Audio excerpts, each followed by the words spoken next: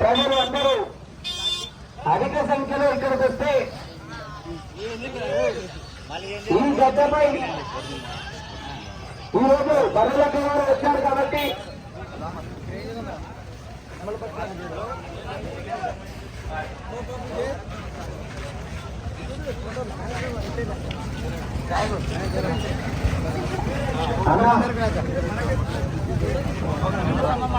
కార్యక్రమం అయిపోయిన తర్వాత ఫోటో పోవాలన్నా. ఎందుకంటే మిమ్మల్ని మాట్లాడడానికి వచ్చాం, కొన్ని సమస్యలు చెప్పడానికి వచ్చాం. మీరు మాకు సహకరించాలి దయచేసి.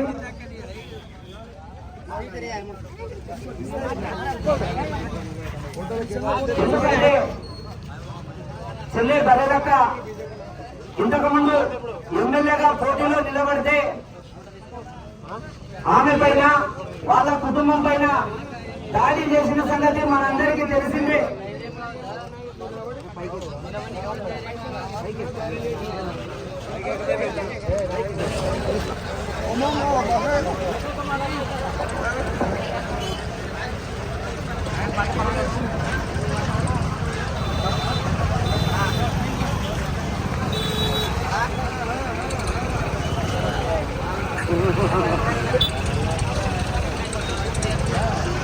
మరి చెల్లె ఈరోజు ఈ గ్రామానికి ఎందుకు రావడం జరిగిందంటే,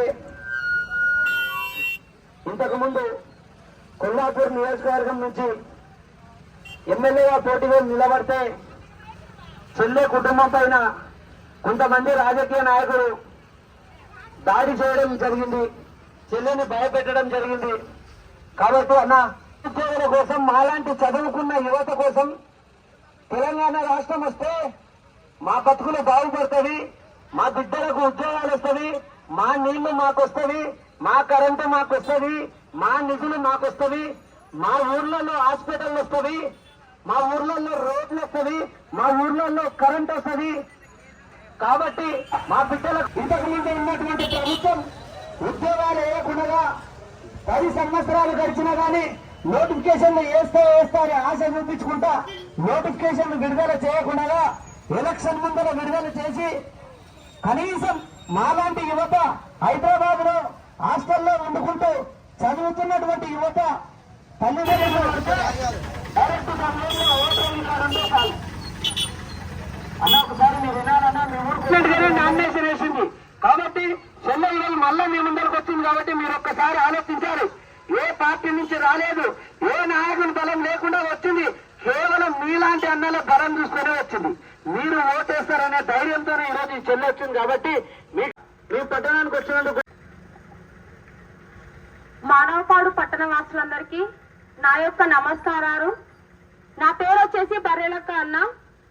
నాది కొల్లాపూర్ నియోజకవర్గం, పెద్దకొత్తపల్లి మండలం, మర్రికల్లు గ్రామం. మీకు ఆల్రెడీ తెలిసే ఉండొచ్చు, పోయినసారి నేను ఎమ్మెల్యేగా నిలబడినా.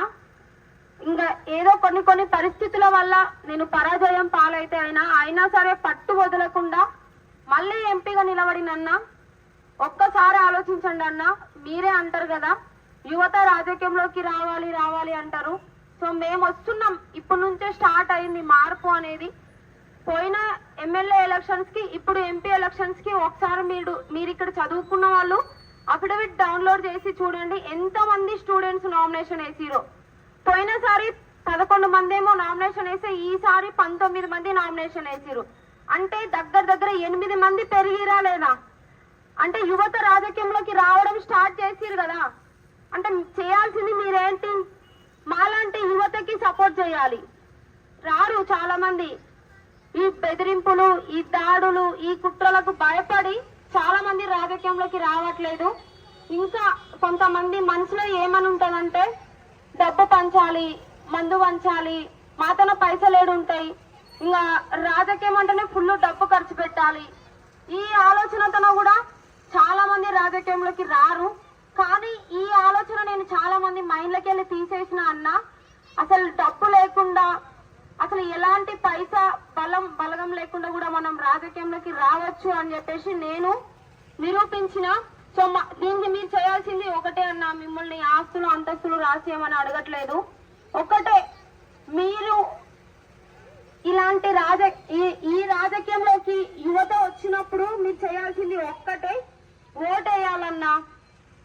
వారసత్వంగా మేము రాలేదు రాజకీయంలోకి, అట్లనే ఈ ఈ పార్టీలో మాకు ప్లేస్ ఇవ్వలేదని ఇంకొక పార్టీకి వెళ్ళలేదు, ఈ పార్టీలో సీట్ ఇవ్వలేదని ఇంకో పార్టీకి, ఇలా ఆ పార్టీ ఈ పార్టీ కండువలు మార్చుకుంటూ తిరిగే బుద్ధి నాది కాదన్నా.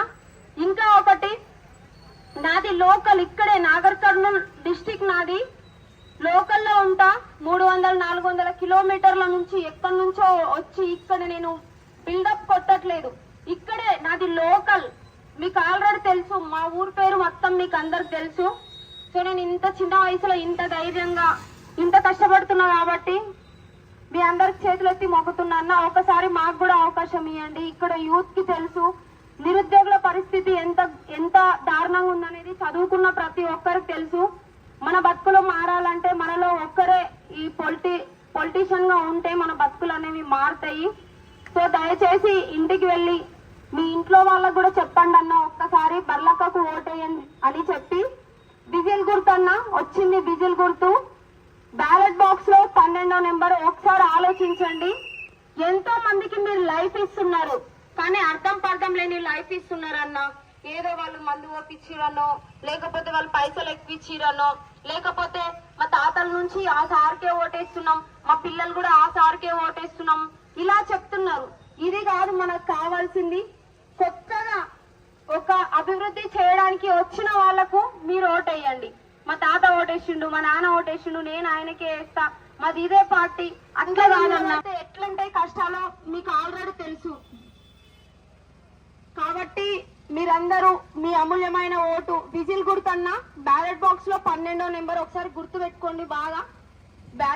బ్యాలెట్ బాక్స్ లో 12వ నెంబర్ పీక గుర్తన్నా ఈల గుర్తు. మీ అమూల్యమైన ఓటు ఈల గుర్తుకేసి నన్ను భారీ మెజార్టీతోనే గెలిపిస్తారని ఆశిస్తున్నా. థ్యాంక్ యూ అన్న. ఒక్కసారి మీరు ఆలోచించండి.